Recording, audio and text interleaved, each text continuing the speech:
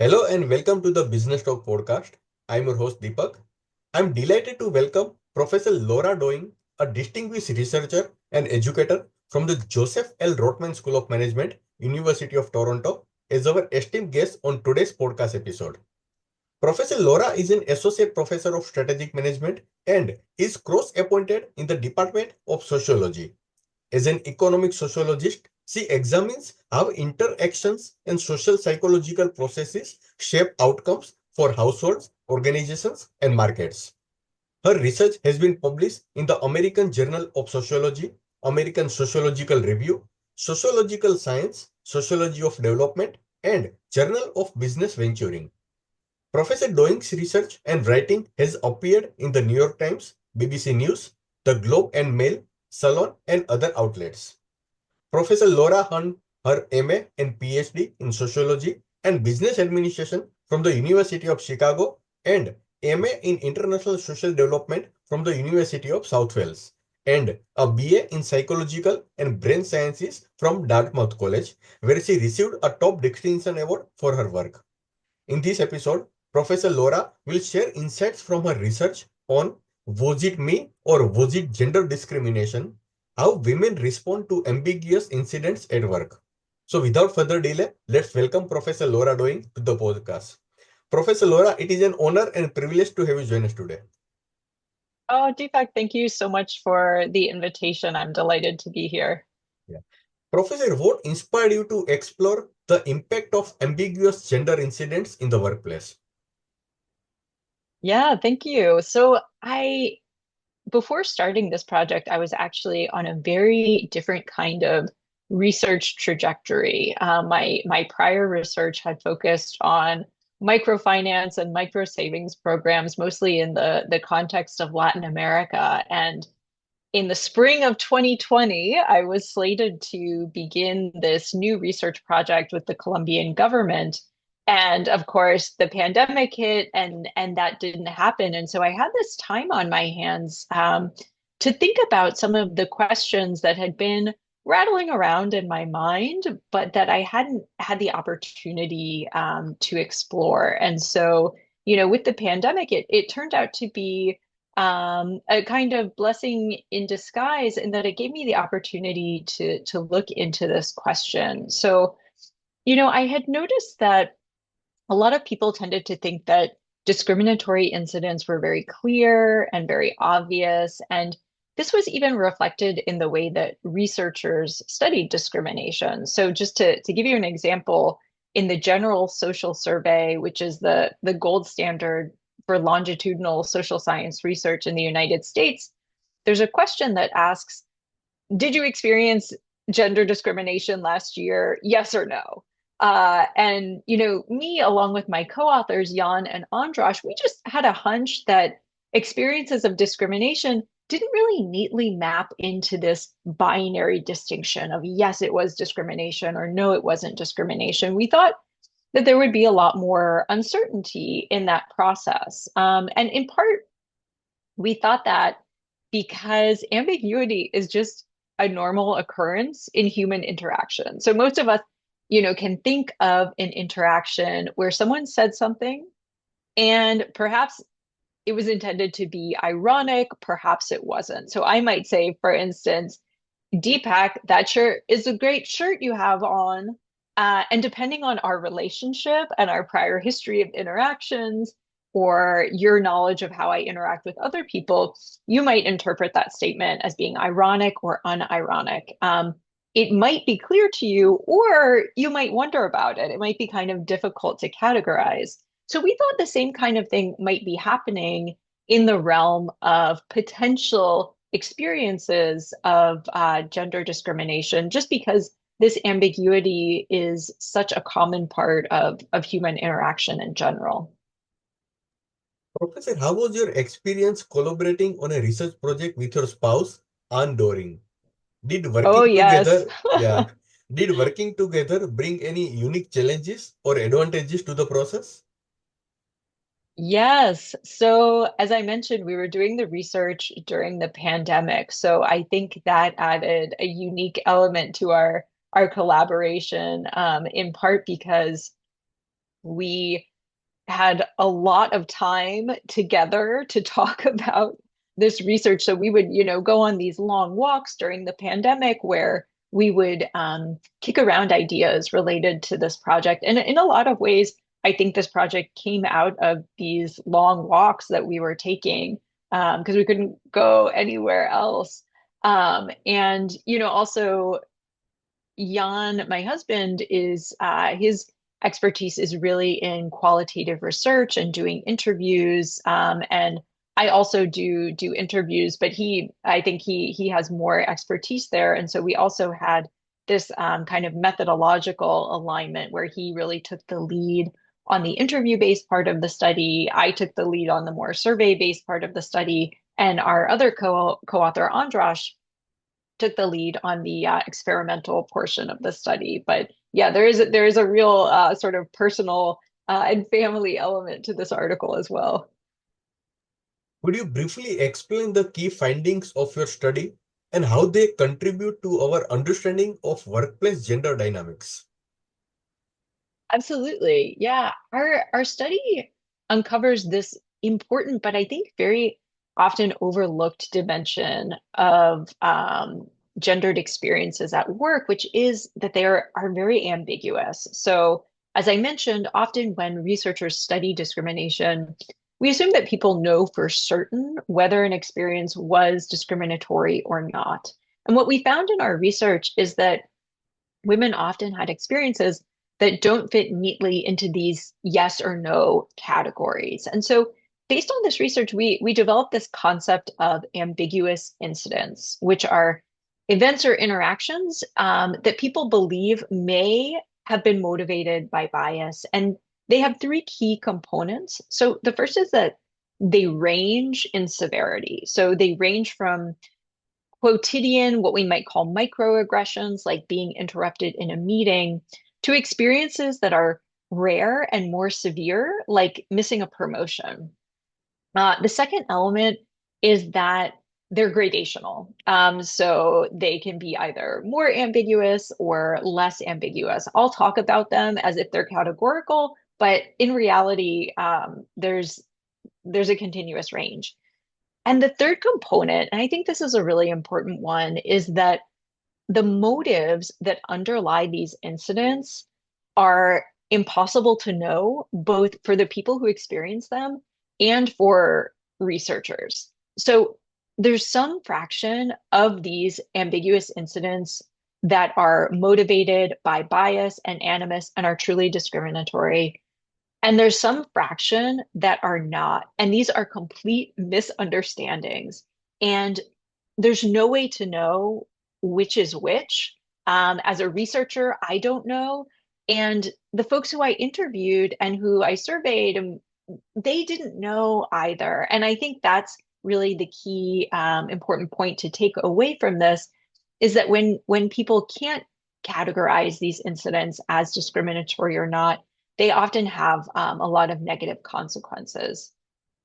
We found in the survey-based part of our study that these ambiguous incidents were a lot more common than more overt discrimination.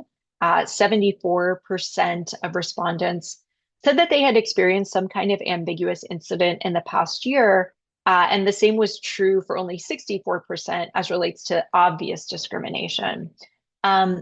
And I think the final key point of our study came from our experiment. So this was our effort to causally isolate the effect of ambiguity on how people might respond at work. So when we, in our experiment, turned the dial up and made incidents more ambiguous, respondents said that they were going to be less likely to speak up about it, to discuss concerns with HR departments, with colleagues, with an industry equity, diversity, inclusion group.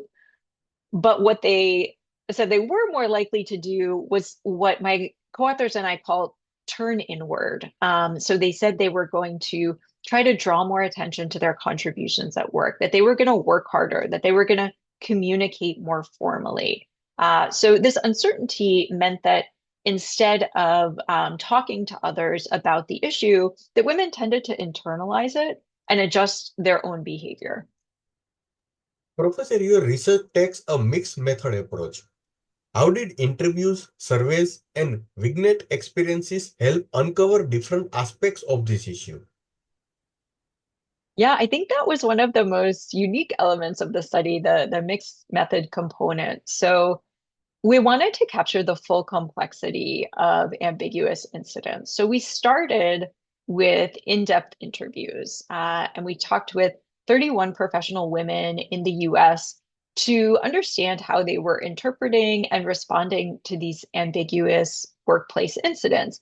And initially, we ran these interviews as a way of kicking the tires on our hunch that people were experiencing discrimination as ambiguous and that it was very difficult for them to deal with.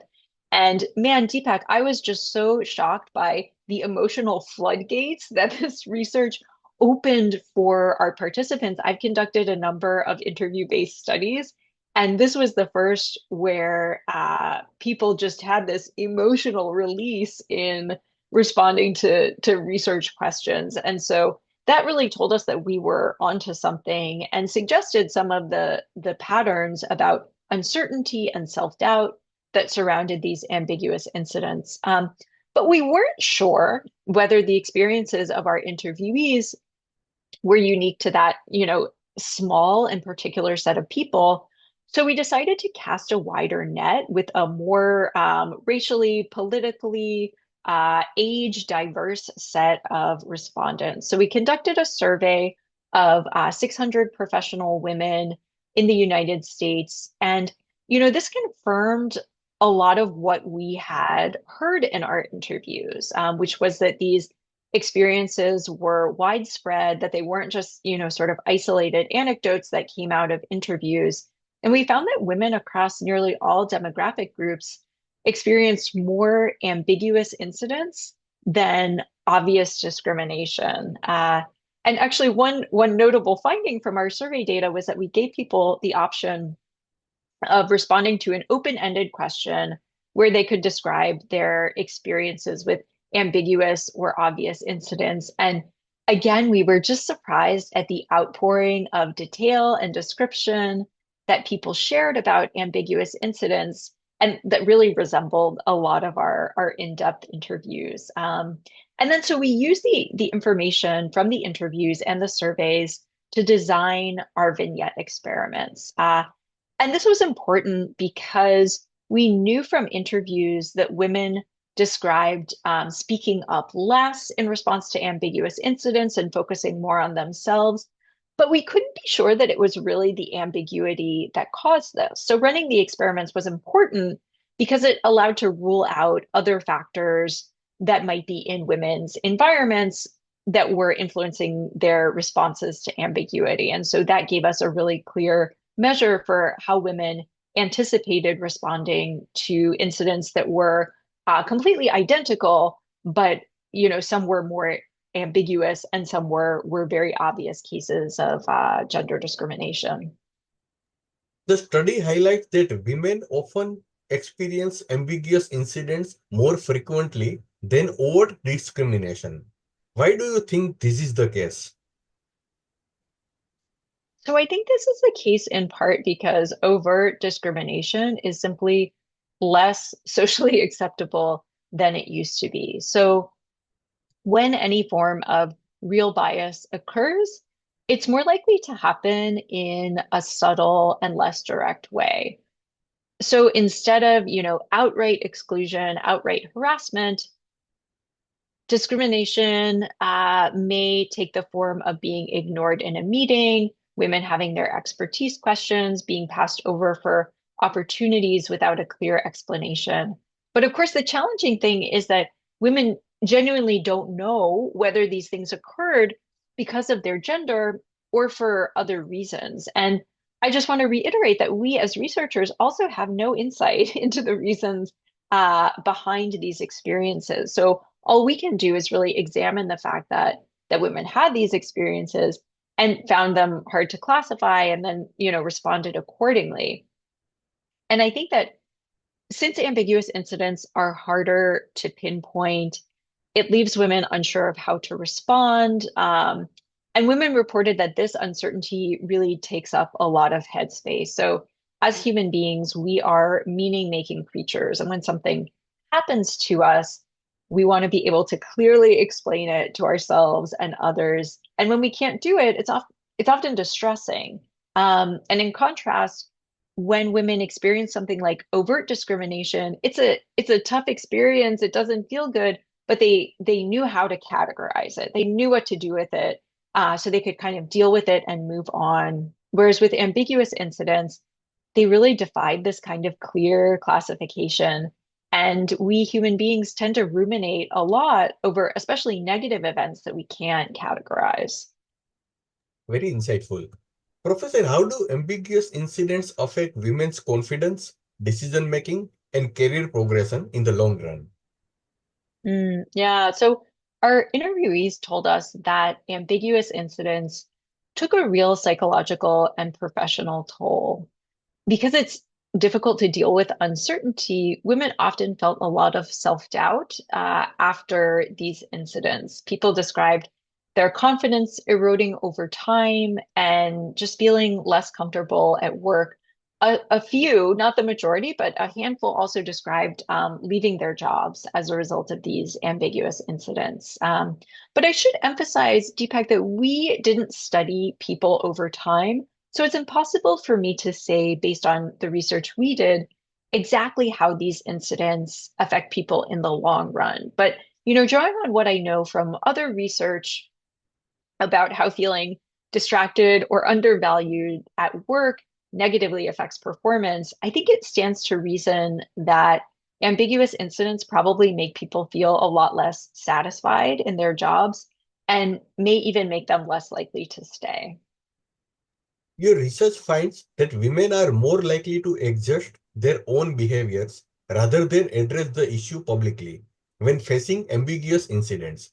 What are some examples of these behavioral changes?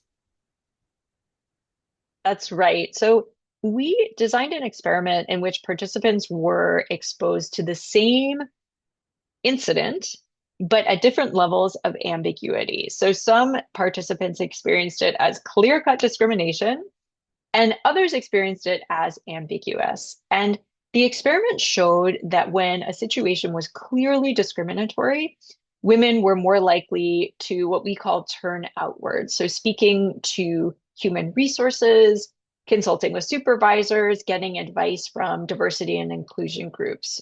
So when an incident was ambiguous, women tended to do what we call turning inwards. They adopted a more formal communication style. They said they were going to work harder, and they said they were going to draw more attention to their achievements at work. And this response, I think it makes sense. Women may not want to speak out when they experience ambiguous incidents because they're genuinely not sure about what happened, and they don't want to necessarily badmouth someone else if they're unsure of what their intentions were. And they may also be concerned about negative reputational effects for themselves. And so they instead turn this uncertainty, direct it towards the sense of uncertainty that they feel. They essentially resolve it by turning inwards. And so, as I mentioned earlier, ambiguous incidents consist of some fraction of complete benign misunderstandings and some fraction of discriminatory behavior. And so if women only turn inwards, if they're not speaking up, then there is no possibility of addressing that fraction of ambiguous incidents that are in fact discriminatory. How does ambiguous incidents impact team dynamics and workplace culture? Yeah, it's a good question. So our research doesn't address this question directly, but I think it stands to reason that ambiguous incidents could create environments where women feel they need to be constantly proving themselves, especially if their contributions are overlooked and they don't know why. I think it could lead to lower morale. It might make collaboration more difficult. And I think it creates for organizations real missed opportunities to benefit from diverse perspectives. if women don't feel as comfortable speaking up at work. I also think, because if ambiguous incidents go unchallenged, it can reinforce some of the existing power structures in workplace cultures that are disfavoring women and leaving them to sort of wonder whether something happened was discriminatory or not. Given that these incidents often go unreported or unaddressed, what role should managers and HR leaders play in recognizing and mitigating them? Yeah, this is really important. So I'm going to start from the assumption that most managers and HR leaders want folks in their organization to be happy and productive and focused on their work. And when someone is distracted by an ambiguous incident and they're trying to figure it out, they're not happy. They're not performing at their best. So this is really a situation that I think is good fodder for leaders' attention.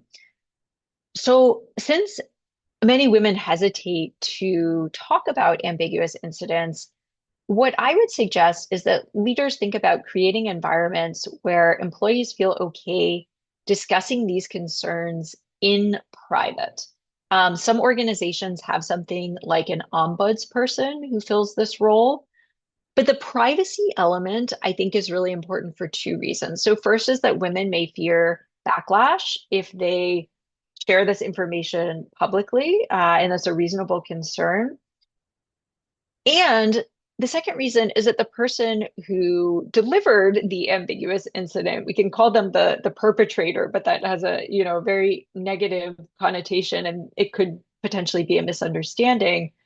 That person, I think, also deserves some protection in this case. So just because someone has real concerns about an ambiguous incident does not necessarily mean that someone else acted in a discriminatory way. It just means that there is a concern there, and that concern should be taken very seriously.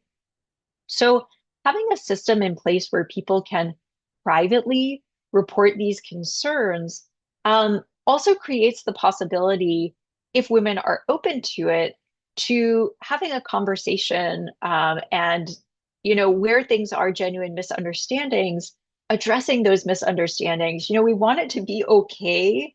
People are going to have misunderstandings at work, and we want it to be okay for people to have those misunderstandings, to talk about them privately, and to share concerns without destroying work relationships. And so if women are comfortable having a facilitated conversation with the person whose behavior sparked the incident, I think systems like this would allow women to bring their concerns to the surface and potentially address them rather than ruminating.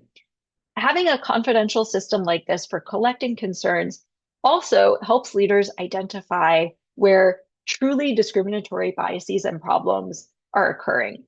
So sometimes concerned leaders will ask me, how they can tell the difference between whether something that was really discriminatory versus a misunderstanding. And the fact is that most likely a single isolated incident is not going to be able to reveal this difference.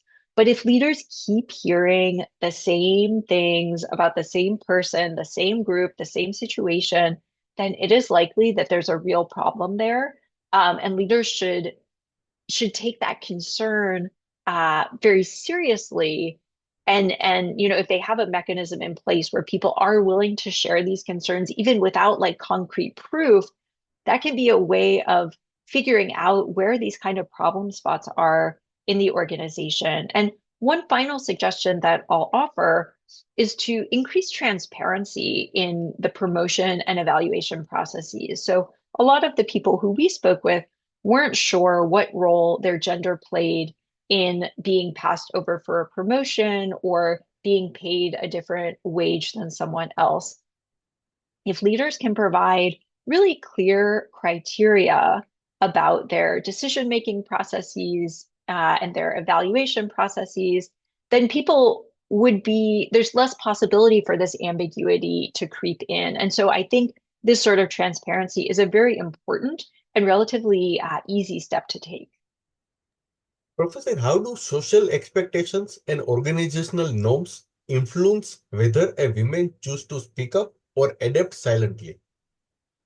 Yeah. These overarching expectations and norms are certainly very influential. So, as sociologists, we use the term gender stereotypes. So these are commonly held beliefs about the way men and women are and should be. And these gender stereotypes, which are pretty pervasive internationally, tend to cast women as warmer and more other-oriented, and men as more agentic and instrumental.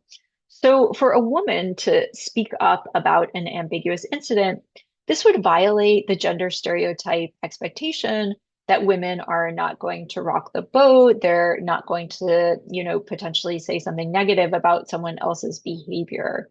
So, people, both women and men, are often penalized when they violate gender stereotypes. So this may contribute to, one reason why women turn inward following these incidents is because they're worried about being penalized for behaving in a way that violates gender stereotypes.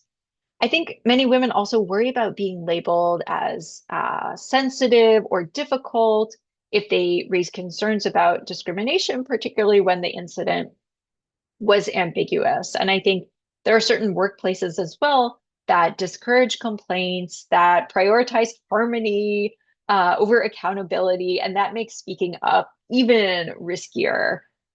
So, our research found that women really fear professional consequences or being perceived as troublemakers. And I think they have good reason for fearing this.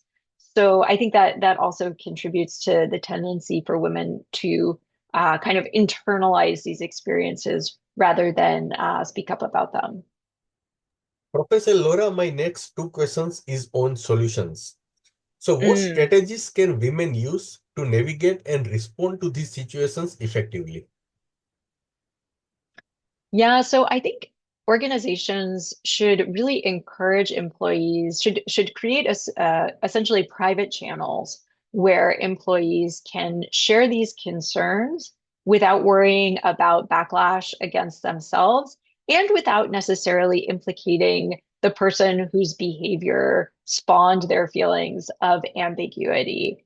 I think these private channels would allow women to raise concerns, would allow leaders to get a better sense of the range of incidents that are happening within the organizations without anyone getting called out prematurely. Um, I also think that it's helpful for all of us as we think about these potential solutions to consider that something that we have done could have been perceived as an ambiguous incident. For just to give you an example, for me, I lead a team of multiple research assistants, and it's more than likely that at some point I have made one of those research assistants wonder if something that I said or did was motivated by bias. And I think anyone who's in a leadership role or just as colleagues can imagine that something they have done might have unintentionally made someone feel this way. And so if that happened, wouldn't you want to address it in some way? Wouldn't you want there to be a mechanism in place so that the misunderstanding could be cleared up, so that the person who works, either for you or with you isn't ruminating, isn't distracted from their work, isn't unhappy in their job? Um, but instead, there's a way to have a private conversation where things get cleared up or where systemic problems really get addressed. I think when we frame it in this way, it's not just about addressing a problem that affects women, but that entire workplaces have the opportunity to be improved if we think about creating systems, if we increase transparency and we create these private channels for sharing concerns. Professor Laura, my last question. What areas of future research do you see emerging from this study? Yeah, so one of my co-authors, the one who is not my husband, and I actually have a new paper that we published that emerged directly from this research. So when we first ran the survey, we asked participants about their experiences of potential gender discrimination in 2019 before the pandemic and in 2020 during the pandemic. And we saw something that was very curious to us. We saw that gender discrimination in 2020 was reported as being far lower than in 2019. And that really surprised us because at the time there was all this talk in the media about gender discrimination increasing with the move to remote work. So my co-author Andras Tilsic and I conducted a follow-on study where we examined how working remotely versus on-site influenced women's experiences of everyday gender discrimination. And what we found was that women experienced significantly less everyday gender discrimination when working remotely versus on site, and that this reduction was particularly pronounced for younger women and those who work primarily with men. So this research suggests that the place where we work, whether it's remote or on site, plays an important role in shaping gendered interactions and experiences of gender discrimination. Listeners, it has been an absolute pleasure having Professor Laura Doing on today's episode. Her research on ambiguous gender discrimination sheds light on the critical workplace issue, one that affects countless professionals yet often goes unrecognized or unaddressed. Through her insights, we have gained a deeper understanding of how women navigate uncertainty in potentially discriminatory incidents and how organizations can foster more inclusive work environments. Professor Doing's research serves as an important reminder that addressing gendered experience at work requires not just awareness but also proactive strategies to ensure equitable outcomes for all. A huge thank you to Professor Laura Doing for sharing her expertise and to our listeners for joining us today. Thank you so much, Professor Laura, joining us today. Thank you, Deepak, for having me here, and thank you for the conversation. Thank you.